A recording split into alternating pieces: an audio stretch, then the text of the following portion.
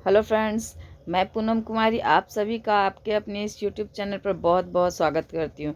दोस्तों, आज की क्लास में हम लोग पॉलिटी की सीरीज़ में मौलिक अधिकारों के बारे में जानेंगे। जानेंगे कि हमारे संविधान में कितने मौलिक अधिकार दिए गए हैं और किन किन आर्टिकल्स में जो है इनका जिक्र किया गया है। तो चलिए बिना वक्त गवाए हम लोग आज के इस पहले प्रश्न की ओर बढ़ते हैं। तो पहला प्रश्न है दोस्तों कि मौलिक अधिकार संविधान के किस भाग में वर्णित है।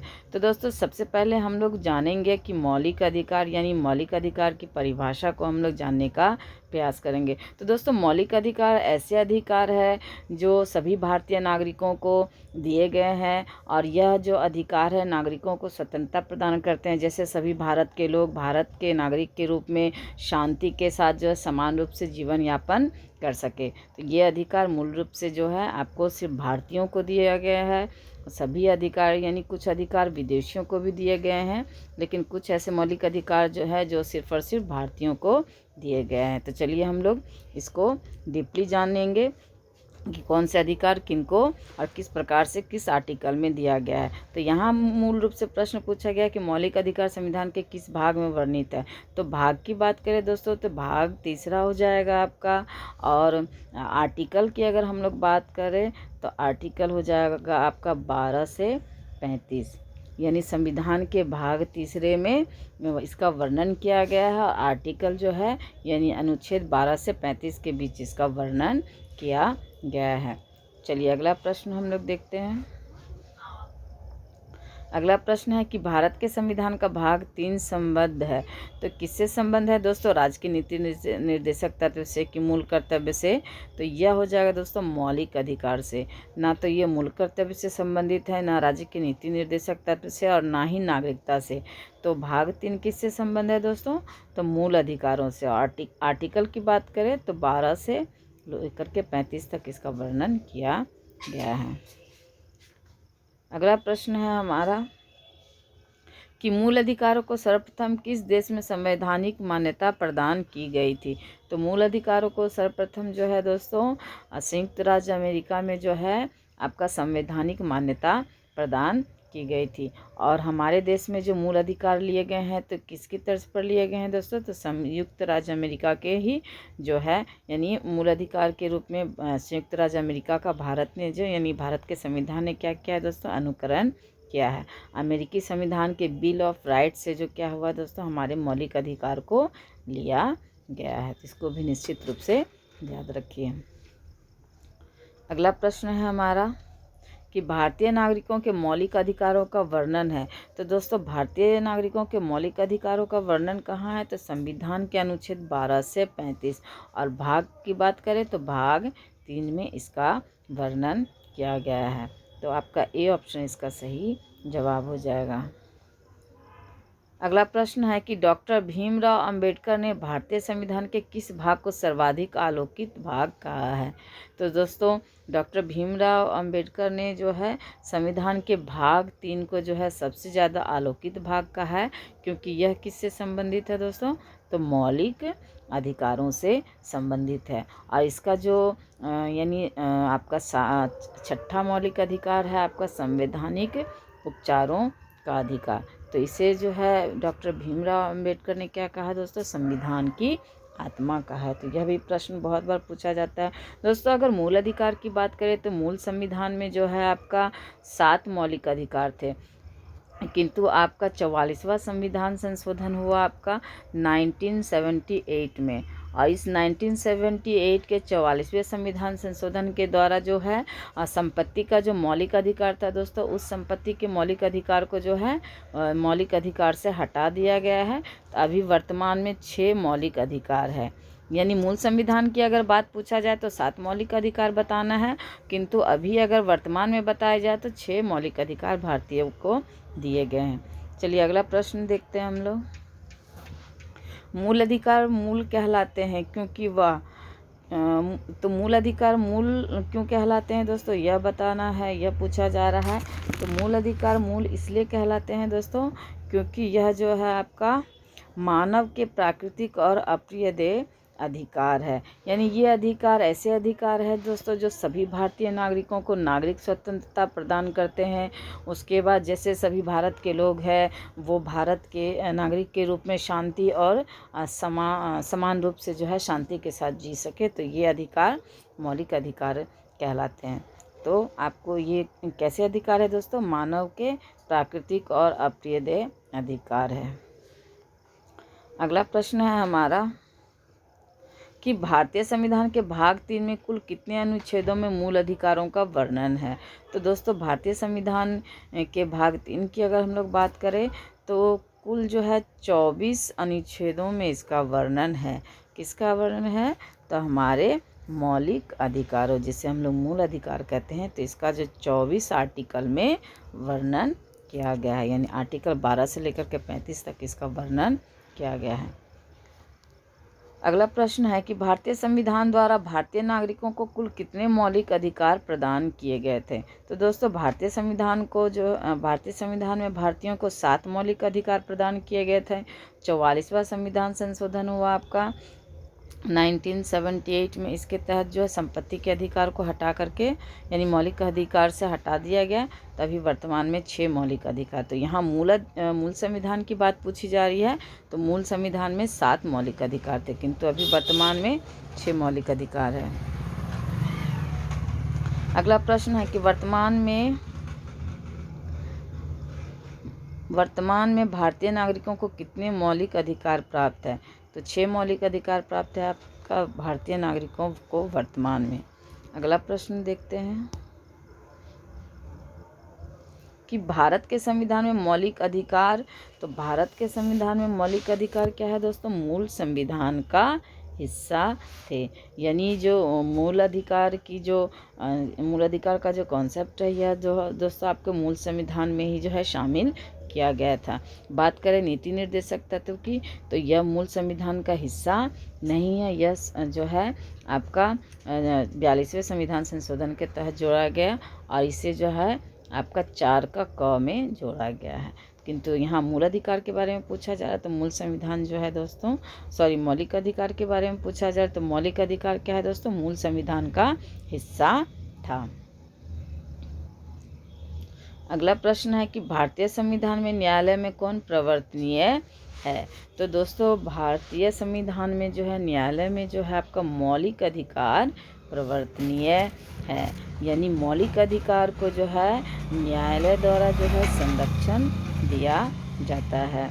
यानी कि अगर आपके मौलिक अधिकारों का हनन होता है तो आप क्या कर सकते हैं? चाहे हाई कोर्ट चाहे सुप्रीम कोर्ट में आप जो है यानी याचिका दायर करके न्याय की गुहार लगा सकते। बात करें नीति निर्देशक तत्व की दोस्तों, तो नीति निर्देशक तत्व जो है इसके लिए आप यानी यह न्यायालय में प्रवर्तनीय नहीं है। मीन्स आप इसके लिए जो न्यायालय का दरवाज़ा खटखटा नहीं सकते हैं, किंतु मौलिक अधिकार के लिए जो है आप न्यायालय की शरण में आप जा सकते हैं।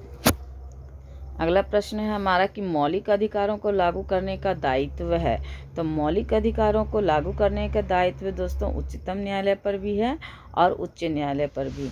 यानी जो राज्य में जो उच्च न्यायालय होता है लगभग प्रत्येक राज्य में, यानी भारत में 25 आपका उच्च न्यायालय है अब तक, तो इन 25 उच्च न्यायालयों को भी इस मौलिक अधिकार को लागू करने का अधिकार है। और सुप्रीम कोर्ट जो कि हमारे भारत में एक है, तो इसको भी जो है मौलिक अधिकार को लागू करने का अधिकार है। तो आपका सी ऑप्शन सही जवाब हो जाएगा, यानी उपयुक्त दोनों। अगला प्रश्न है कि मौलिक अधिकारों का निलंबन कौन कर सकता है? तो दोस्तों मौलिक अधिकारों का निलंबन ना तो प्रधानमंत्री कर सकते हैं, ना संसद और ना ही सर्वोच्च न्यायालय। सिर्फ और सिर्फ राष्ट्रपति जो है मौलिक अधिकारों का निलंबन कर सकते हैं। और वह भी जो है आर्टिकल आपका 352 के तहत, यानी 352 यानी राष्ट्रीय आपात के समय क्या हो सकता है दोस्तों? राष्ट्रपति जो है मौलिक अधिकारों का निलंबन कर सकते हैं। और यह निलंबन जो है आर्टिकल आपका किसके तहत होगा? तो आपका यानी राष्ट्रीय आपातकाल की घोषणा 352 के तहत जब की जाएगी, तो राष्ट्रपति ही है जो सिर्फ आपका मौलिक अधिकारों का निलंबन कर सकता है। और उसमें भी 2 अधिकार ऐसे दोस्तों, आर्टिकल 20 और 21, इसका जो है निलंबन किसी भी परिस्थिति में नहीं किया जा सकता है। चलिए अगला प्रश्न देखते हैं हम लोग कि मौलिक अधिकारों के बारे में सुनवाई करने का अधिकार निम्न को प्रदान किया जाता है। तो मौलिक अधिकारों के बारे में सुनवाई करने का अधिकार किनको प्रदान किया जाता है दोस्तों, यह बताना है। तो आपको सर्वोच्च न्यायालय इसका सही जवाब हो जाएगा। यानी सिर्फ सर्वोच्च न्यायालय को जो है व्याख्या करने का अधिकार है आपको मौलिक अधिकारों से संबंधित। संविधान में उद्घोषित मौलिक अधिकारों में संशोधन किया जा सकता है केवल। तो संविधान में जो उद्घोषित मौलिक अधिकार है दोस्तों, उसमें संशोधन किनके द्वारा किया जा सकता है यह बताना है। तो आपको संसद के द्वारा ही जो है मात्र आपका मौलिक अधिकारों में संशोधन किया जा सकता है, वो भी दोनों सदनों में विशेष बहुमत के द्वारा। विशेष बहुमत के द्वारा जो है आपका क्या होगा, दोनों सदनों यानी राज्यसभा में भी और लोकसभा में भी, दोनों में विशेष बहुमत चाहिए आपको मौलिक अधिकारों में संशोधन के लिए। इसके बाद जो है आपको यानी कि इसका मौलिक अधिकारों में संशोधन किया जा सकता है। किंतु कुछ ऐसे मौलिक अधिकार है दोस्तों, जैसे कि आपका आर्टिकल 20 और 21 मैंने पहले ही बताया, इसमें संशोधन किसी भी हालत में नहीं किया जा सकता है। चलिए अगला प्रश्न हम लोग देखते हैं कि भारतीय नागरिकों को प्रदान किए गए मूल अधिकारों को, तो भारतीय नागरिकों को प्रदान किए गए मूल अधिकारों के बारे में बताना है। तो क्या वो करना है दोस्तों, इसको निलंबित नहीं किया, यानी निलंबित किया जा सकता है लेकिन कुछ परिस्थितियों में निलंबन इसका संभव है। जैसे राष्ट्रीय आपात के बारे में मैंने बताया, तो उस कंडीशन में क्या होगा, आर्टिकल 352 के तहत जो है राष्ट्रपति क्या करते हैं, राष्ट्रीय आपात की घोषणा करते हैं और इसके दौरान जो है आपका मूल अधिकारों का निलंबन हो सकता है। और इसका वर्णन कहाँ किया गया है, इस निलंबन का 359 आर्टिकल में इसका वर्णन किया गया है। अगला प्रश्न है हमारा कि निम्नलिखित में से कौन से मामले उच्च न्यायालय तथा उच्चतम न्यायालय की अधिकारिता में आते हैं। तो दोस्तों मूल अधिकार का परिवर्तन जो है दोस्तों आपका यानी उच्चतम न्यायालय और उच्च न्यायालय के दोनों के जो है अधिकारिता में आते हैं। और इसके तहत जो दोस्तों बंदी प्रत्यक्षीकरण और आपका परमादेश, निषेध, उत्प्रेषण, अधिकार परीक्षा, ये सब रिट जारी करके क्या होता है दोस्तों आपका यानी कि मौलिक अधिकारों का संरक्षण सुप्रीम कोर्ट और जो है हाई कोर्ट करती है। यानी ये सब रिट जारी करके है सुप्रीम कोर्ट और जो है हाई कोर्ट मौलिक अधिकारों को संरक्षण प्रदान करती है। यानी एक तरह से कहिए कि सुप्रीम कोर्ट और जो हाई कोर्ट है वह क्या है दोस्तों, मौलिक अधिकारों का यानी सुरक्षा का प्रहरी कह सकते हैं इसको। चलिए अगला प्रश्न हम लोग देखते हैं। भारतीय संविधान के अंतर्गत मूल अधिकारों का संरक्षक कौन है। तो भारतीय संविधान के अंतर्गत जो मूल अधिकारों का संरक्षक कौन है दोस्तों, तो आपका न्यायपालिका, यानी न्यायपालिका मूल अधिकारों का अभिभावक कहिए या संरक्षक कहिए। तो अभिभावक पूछे या संरक्षक पूछे तो मौलिक अधिकारों का कौन हो जाएगा दोस्तों, तो न्यायपालिका।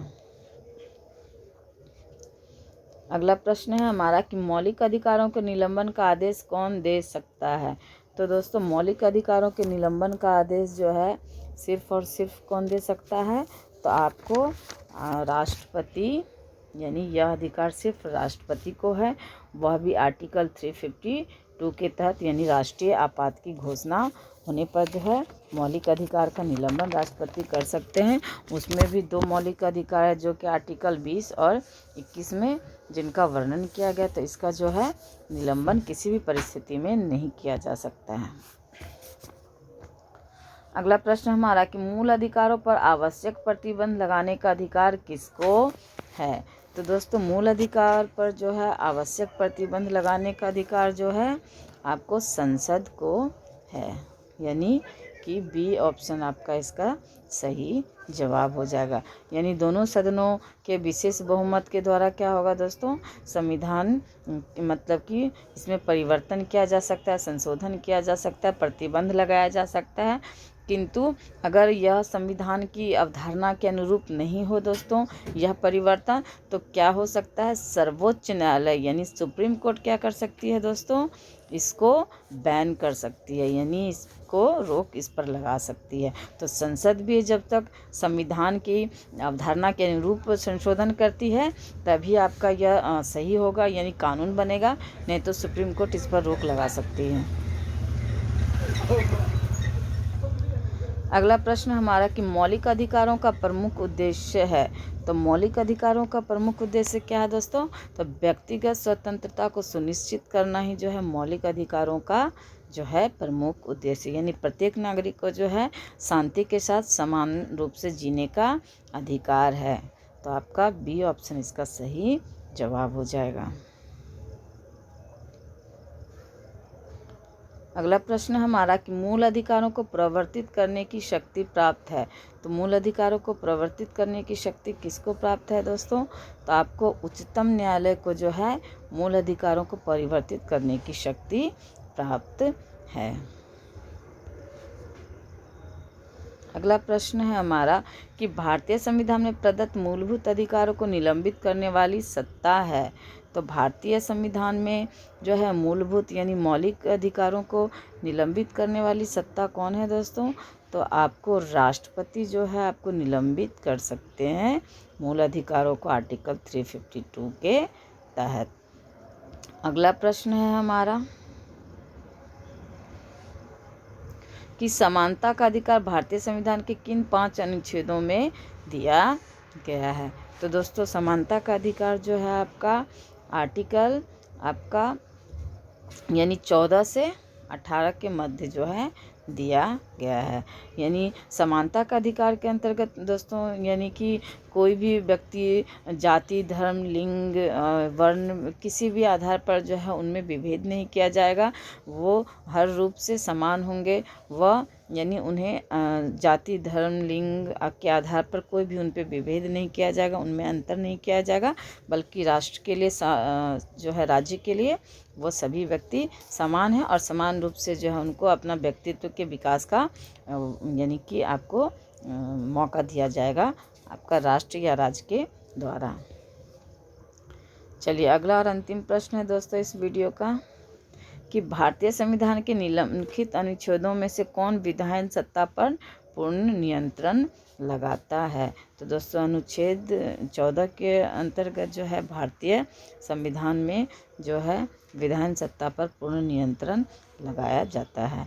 तो आपका ए ऑप्शन इसका सही जवाब हो जाएगा। तो दोस्तों कैसे लगे प्रश्न, अगर अच्छे लगे तो इस वीडियो को लाइक कीजिए, अपने दोस्तों को शेयर कीजिए और अब तक अगर चैनल को सब्सक्राइब नहीं किए हैं तो इस चैनल को सब्सक्राइब भी ज़रूर कीजिए। धन्यवाद दोस्तों।